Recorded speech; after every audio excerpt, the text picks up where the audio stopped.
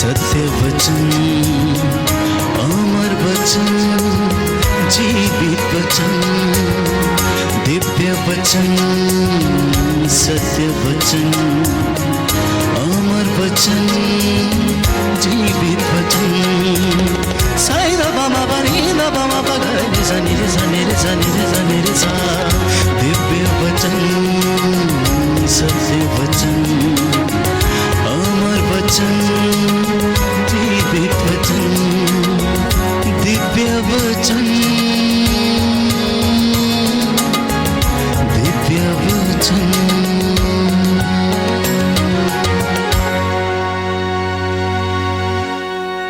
जय यीशु, जय यीशु। और इस समय आइए हम प्रभु का धन्यवाद करें, क्योंकि ये समय प्रभु का दिया हुआ है। और इस समय हम सब मिलके प्रभु की आराधना स्तुति करें, क्योंकि प्रभु सच्चा जिंदा परमेश्वर पुनर्जीवित यीशु हमारे साथ यहाँ मौजूद है। क्योंकि वो कहता है जहाँ पर 2 या 3 मेरे नाम में मौजूद हैं, वहाँ पे मैं मौजूद हूँ, मैं वहाँ उपस्थित हूँ। आइए उसके पवित्र चिन्ह, क्रूस के चिन्ह से अपने आप को चिन्हित करिए। पिता और पुत्र और पवित्र आत्मा के नाम पर आमीन। Hallelujah, hallelujah. मैं सबसे पहले आज कुछ वचन लूंगा, बड़े ध्यान से सुनिएगा। यूहन अध्याय 5 पद संख्या 17 है। देखिए प्रभु क्या कहते हैं। ईसा ने उन्हें उत्तर दिया, मेरा पिता अब तक काम कर रहा है और मैं भी काम कर रहा हूँ। Hallelujah, hallelujah. याद रखिएगा प्रभु ने क्या कहा। ईसा ने उन्हें यह उत्तर दिया, मेरा पिता अब तक काम कर रहा है और मैं भी काम कर रहा हूँ। इसके बाद हम एक और वचन लेंगे। यूहन अध्याय 14 पद संख्या 10। यूहन अध्याय 14 पद संख्या 10। तो प्रभु कहते हैं, क्या तुम विश्वास नहीं करते कि मैं पिता में हूं और पिता मुझ में है? मैं जो शिक्षा दे रहा हूं, जो शिक्षा देता हूं, वह मेरी अपनी शिक्षा नहीं है, वह मुझ में निवास करने वाले पिता मेरे द्वारा अपने महान कार्य संपन्न करता है। तो ये प्रभु पिता है जो अपना कार्य करता है। God is working, Jesus says I am also working. प्रभु काम कर रहा है, पिता काम कर रहा है। और हम अध्याय 10, यूहन अध्याय 10 पद संख्या 37 और 38 में पढ़ते हैं। यदि मैं अपने पिता के कार्य नहीं करता तो मुझ पर विश्वास ना करो, क्योंकि यदि मैं उन्हें करता हूं तो मुझे पर विश्वास करने पर भी तुम कार्यों पर विश्वास ही करो, जिससे तुम यह जान जाओ कि और समझ लो कि पिता मुझ में है और मैं पिता में हूँ। प्रभु कहते हैं, एक बार फिर पढ़ता हूँ मैं, यदि मैं अपने पिता के कार्य नहीं करता तो मुझ पर विश्वास ना करो, किंतु यदि मैं उन्हें करता हूँ तो मुझ पर विश्वास नहीं करने पर भी तुम कार्यों पर ही विश्वास करो, जिससे तुम यह जान जाओ और समझ लो कि पिता मुझ में है और मैं पिता में हूँ। ये जो 3 वचन हमने पढ़े हैं, बार बार प्रभु एक ही बात बोल रहा है, पिता काम कर रहा है, मैं पिता का काम कर रहा हूँ, प्रभु यीशु। तो प्यारे भाई और बहनों, इस समय जो प्रभु का दिया हुआ समय है, जो विषय प्रभु ने आज मुझे दिया है वो है लेजीनेस, आलस्य। इसलिए प्रभु ने मुझको ये 3 वचन दिए कि I am working, my father is working. आज प्रश्न करना चाह रहा है, why you are not working? तुम क्यों काम नहीं कर रहे हो? Hallelujah, hallelujah. प्रभु यीशु तेरी महिमा होवे, प्रभु यीशु तेरी महिमा होवे। इसलिए आज हम प्रभु के वचन से हम इस लेजीनेस के बारे में, इस सुस्ती के बारे में, आलस्य के बारे में मनन चिंतन करेंगे। सबसे पहले हम प्रभु का वचन लेंगे जिसमें बताया गया है प्यारे, जो पहला पॉइंट है, लेजीनेस इज कंडेम्ड। पवित्र बाइबल सुस्ती को दंडनीय मानती है, ये कंडेम्ड है, श्रापित है। इसलिए जो आलस्य में है, जो सुस्ती में, शी इज कंडेम्ड, उस पर श्राप है। और जिस पे श्राप है, आपको पता है, उसका मतलब है उसके ऊपर प्रभु की आशीष नहीं है, वो श्रापित है। तो आइए हम पढ़ते हैं सूक्ति ग्रंथ अध्याय 6 पद संख्या 6 से 11 तक। 6 से 11 तक प्रभु कहते हैं, आलसी तुम चींटी के पास जाओ, उसके आचरण पर विचार करो और प्रज्ञ बनो। उसका ना तो कोई स्वामी है, ना कोई निरीक्षक और ना कोई शासक। वह समय आने पर अपने रसद का प्रबंध करती और फसल के समय अपने भोजन संचित करती है। आलसी तुम कब तक पड़े रहोगे? तुम अपनी नींद से कब जागोगे? थोड़ी देर तक सोना, थोड़ी देर झपकी लेना और हाथ पर हाथ रखकर थोड़ी देर आराम करना। ऐसा करने पर गरीबी तुम पर डाकू की तरह टूटेगी, अभाव तुम पर बलशाली की तरह आक्रमण करेगी। Hallelujah, hallelujah, hallelujah. प्रभु यीशु तेरी महिमा होवे। प्रभु यीशु। तो इस वचन में साफ लिखा है, आलसी के ऊपर खतरा मंडरा रहा है, क्योंकि वो शापित है। ये बिल्कुल ऐसा है जैसे जिस तरह शिकारी की निगाह शिकार पर होती है, उसी तरह शैतान की निगाह आलसी मनुष्य पर होती है।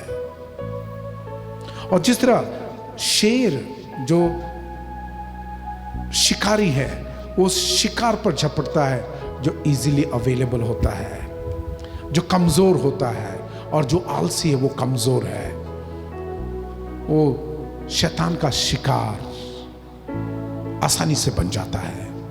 और कैसे पता चलता है कि उसका शिकार हो गया? जैसे अभी वचन में सुना, उसके ऊपर गरीबी टूट पड़ती है डाकू की तरह, और वह he is cot red handed, वो पकड़ा जाता है और गरीबी उसको चूस लेती है, खत्म कर देती है। और गरीबी के कारण परिवार टूट जाता है, गरीबी के कारण सेहत खराब हो जाती है, गरीबी के कारण वो बर्बाद हो जाता है। तो प्रभु का वचन बोलता है ये कंडेम्ड है, ये श्रापित है, आलस श्रापित है। फिर हम आगे पढ़ते हैं, जो लेजीनेस है, जो आलस्य है, ये डिस्ट्रक्टिव है, बर्बाद करती है। इसके लिए हम वचन लेंगे सूक्ति ग्रंथ अध्याय 13, सूक्ति ग्रंथ अध्याय 13 पद संख्या 4। आलसी का आशा व्यर्थ है, किंतु परिश्रमी की इच्छा पूरी होगी। Hallelujah, hallelujah. सो आलसी की आशा, वो लेटा है, बस लेटा है, लेटा है। मैं जब छोटा था तब एक कहानी पढ़ी थी कि एक आलसी बेड पर खाट पर लेटा है और पके हुए आम को देख रहा है, कोई मेरे मुंह में डाल दे, कोई मेरे मुंह में डाल दे। और हमने जो उस समय पढ़ा कि कोई और ही आकर उस आम को खा जाता है, ये बस तकते रह जाता है। इसलिए यहां पे लिखा है आलसी की आशा व्यर्थ है।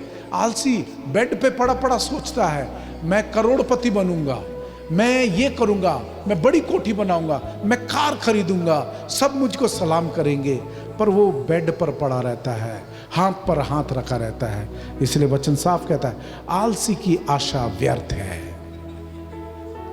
उसका अपनी तरक्की, अपने विकास के बारे में सोचना व्यर्थ है। Hallelujah, hallelujah. पर वहीं पर जो परिश्रम करता है उसकी हर इच्छा पूरी होगी। Hallelujah, hallelujah. उसकी इच्छा पूरी होगी, उसने जो डिसाइड किया मिलेगा।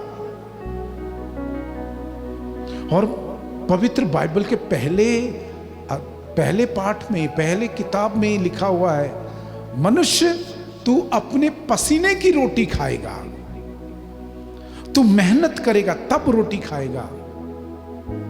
अगर तू मेहनत नहीं करेगा तो भूखा मरेगा। इसलिए जब तक किसान खेतों में मेहनत नहीं करता, ना धान उगती है, ना गेहूं, ना सब्जी उगता है, कुछ भी नहीं। बस जिस तरह वचन में लिखा है, ऊंट कटारे उगते हैं, कंटीली झाड़ियां उगती हैं और वो जमीन बर्बाद कर देती हैं। आप उस जमीन में चल भी नहीं सकते, पता नहीं कौन सा कांटा कब चुभ जाएगा। तो प्रभु कहता है आलसी की आशा व्यर्थ है, पर परिश्रमी की इच्छा पूरी होगी। Hallelujah, hallelujah, hallelujah, hallelujah. इसी के अध्याय 15 में उसकी पद संख्या 19 में, 15 की 19 में प्रभु कहते हैं आलसी का पथ कांटों से भरा है, किंतु धर्मी का मार्ग प्रशस्त है। Hallelujah, hallelujah. सो आलसी कुछ करना नहीं चाहता, उसकी वजह से वो लेटा रहता है, ना लोगों से मिलता, ना ज्ञान हासिल करता, आजकल की लैंग्वेज में अपने आप को अपडेट भी नहीं करता है, वहीं पे पड़ा हुआ है। इसलिए उसके राह कांटे भरे हैं। कल जब उसको रोटी नहीं मिलेगी, जब वो जाएगा किसके पास जाएगा? क्योंकि उसने अपने रिलेशंस बना के नहीं रखे। सब जानते हैं, क्योंकि आलस से काम नहीं करता, उधार ले लेके रखा है, बड़ा बोझ है उधार का, कौन उसको उधार देगा? क्योंकि लोगों को पता है जितना भी उधार दिया वापस नहीं आया है। उसने अपने मार्केट में या संसार में या बाजार में अपनी साख खराब कर ली है, इसलिए कोई उस पर भरोसा नहीं रखता।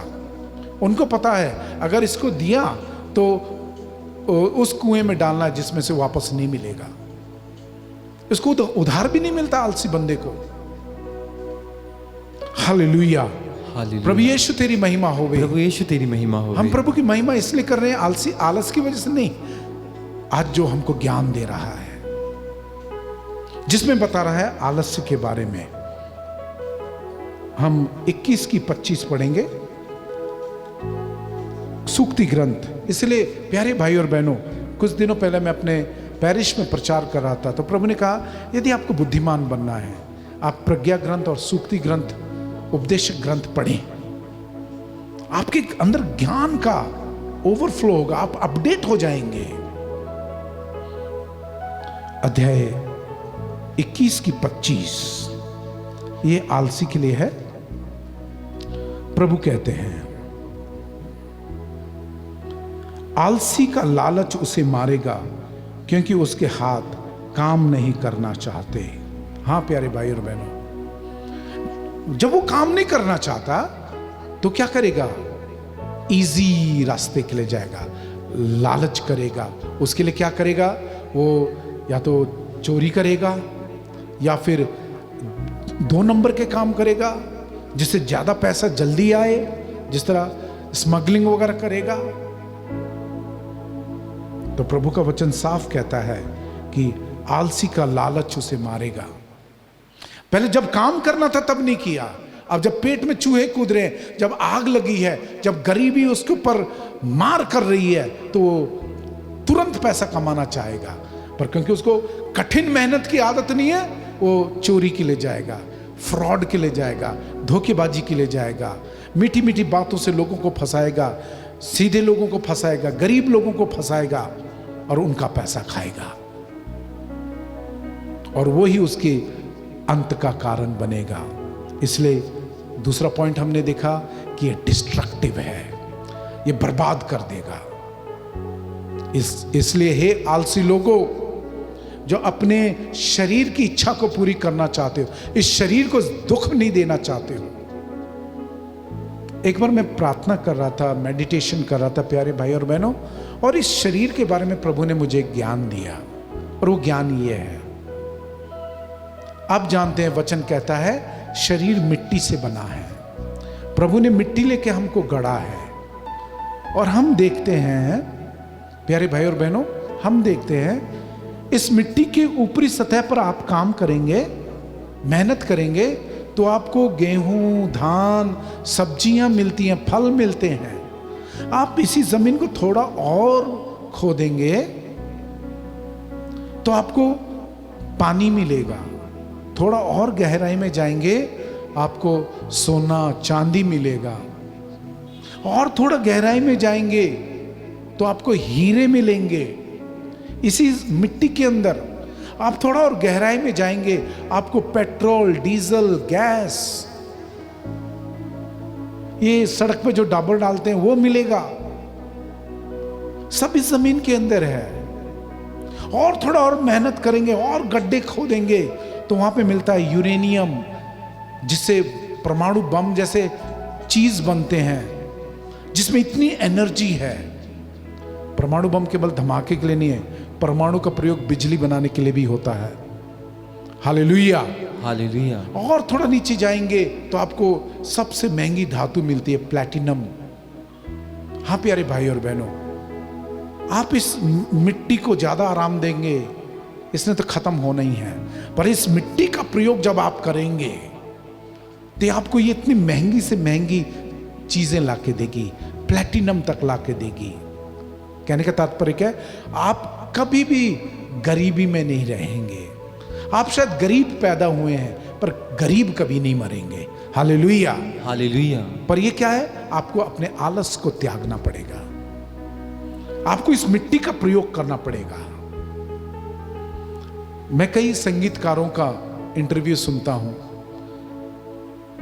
वो 1 घंटा नहीं 8-8 घंटे हर रोज प्रैक्टिस करते हैं। कोई वायलिन बजा रहा है, कोई हारमोनियम बजा रहा है, कोई कैसियो बजा रहा है।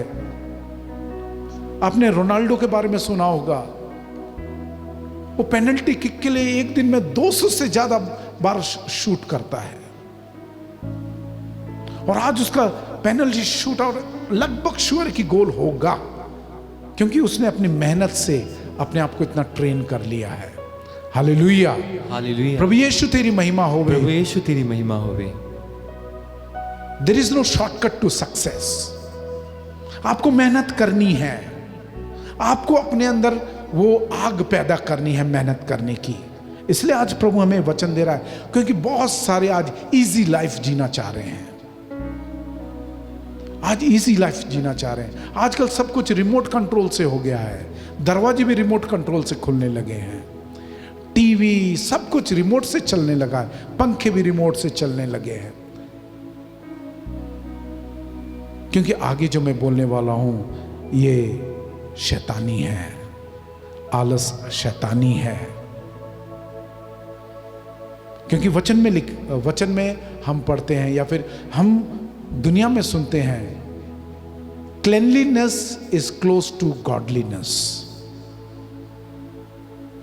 जहां पर है सफाई वहां पर है खुदाई, मतलब वहां पर परमेश्वर है। तो जब सफाई करते हैं, मेहनत करनी होती है, तो जहां पर है सफाई वहां पर खुदा है, उसकी खुदाई है। Cleanliness is close to godliness.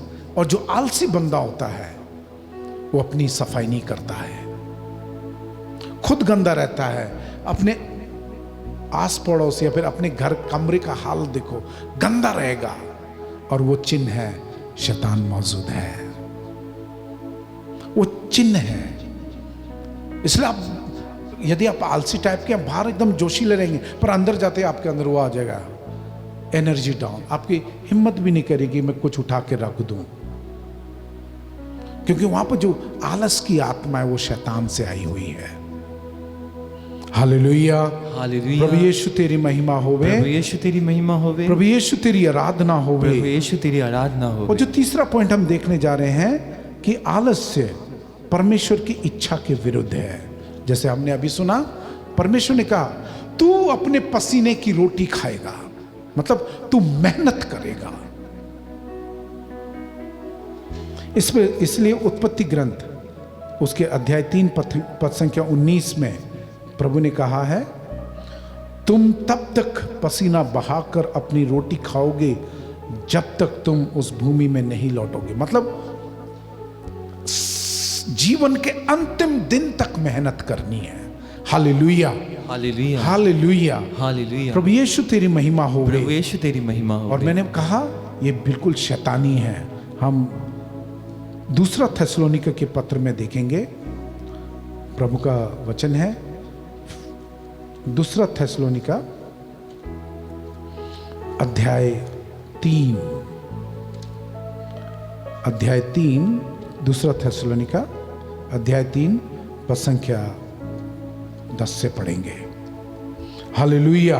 Hallelujah. प्रभु यीशु तेरी महिमा होवे, प्रभु यीशु तेरी महिमा प्रभु होवे, यीशु तेरी आराधना होवे। प्रभु यीशु तेरी आराधना होवे। Hallelujah, hallelujah. हालेलुया। हालेलुया। ध्यान से सुनिएगा, संत पौलुस कहते हैं हम दिन रात आग्रह के साथ ईश्वर से यह प्रार्थना करते हैं कि हम आपको दोबारा देख सकें और आपके विश्वास को दोबारा देख सकें। Hallelujah, hallelujah. हालेलुया। हालेलुया। प्रभु यीशु तेरी महिमा होवे, प्रभु यीशु तेरी महिमा प्रभु होवे, यीशु तेरी आराधना होवे। प्रभु यीशु तेरी आराधना होवे। हालेलुया। हालेलुया। तो दूसरा थेसलोनिका अध्याय 3 पद संख्या 10 में प्रभु का दास कहता है, आपके बीच रहते समय हमने आपको यह नियम दिया, जो कोई काम करना नहीं चाहता उसे भोजन ना दिया जाए। हाँ, प्रभु का वचन साफ करता, जो काम नहीं करता उसको भोजन नहीं मिलना चाहिए। अब हमारे सुनने में आता है कि आप में कुछ लोग आलस्य का जीवन बिताते हैं, वे स्वयं काम नहीं करते और दूसरों के काम में बाधा डालते हैं। हाँ, दूसरों के काम में रुकावट डालते हैं। अब ध्यान से सुनिएगा, क्योंकि यदि आप मार्कुस 16 की 17 से पढ़ेंगे, वहां पे लिखा है, तुम मेरा नाम लेके भूतों को निकालोगे, अबदूतों को निकालोगे। और यहां पे देखिए संत पौलुस क्या कर रहा है। इसलिए मैंने कहा आलस्य शैतानी है। हम ऐसे लोगों को प्रभु ईसा मसीह के नाम पर यह आदेश देते हैं और उनसे अनुरोध करते हैं कि वे चुपचाप काम करते रहें और अपनी कमाई की रोटी खाएं। Hallelujah, hallelujah. Hallelujah, hallelujah. तो प्रभु यीशु साफ कहते हैं, प्रभु परमेश्वर इस वचन के द्वारा साफ कहते हैं कि हम, पौलुस कहता है, हम ईसा मसीह के, प्रभु ईसा मसीह के नाम में इन लोगों को डांटते हैं।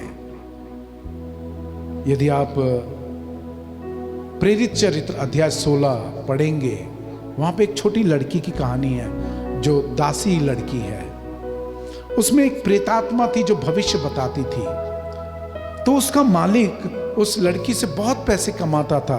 लोग अलग अलग परेशानी लेके आते, भविष्य के बारे में जानना चाहते या जीवन में कुछ चल रहा है, और ये लड़की उनको उनका परेशानियों का निदान बताती थी कि कैसे होना है, क्या होना है।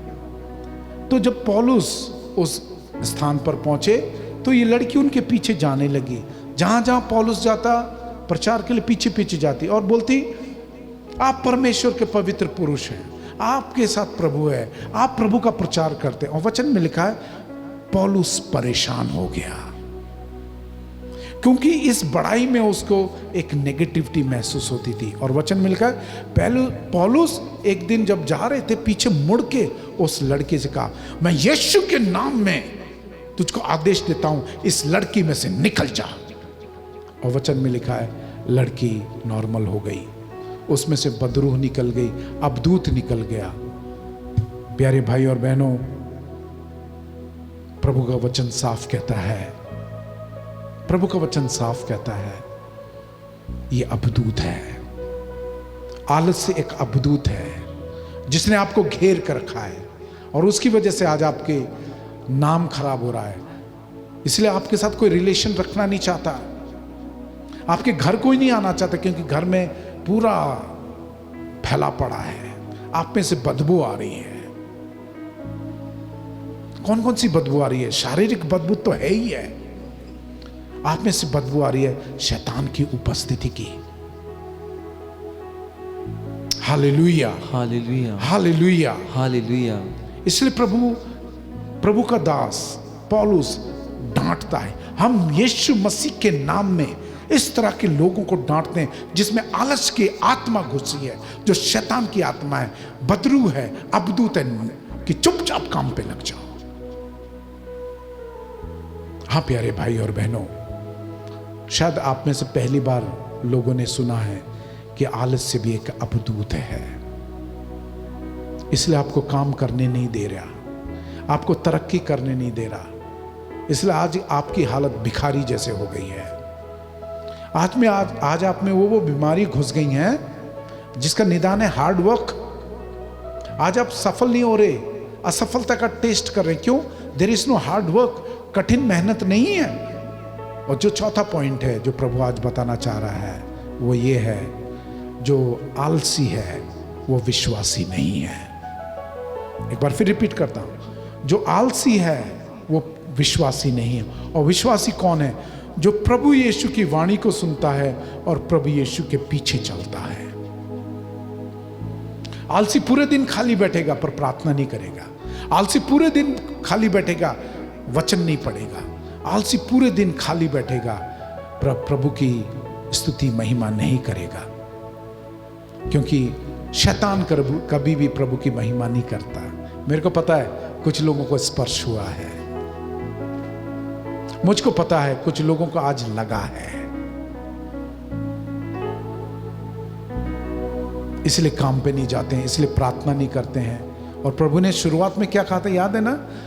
मेरा पिता काम कर रहा है, मैं भी काम कर रहा हूं। और इसी प्रभु यीशु ने कहा, फॉलो मी, मेरे पीछे चलो।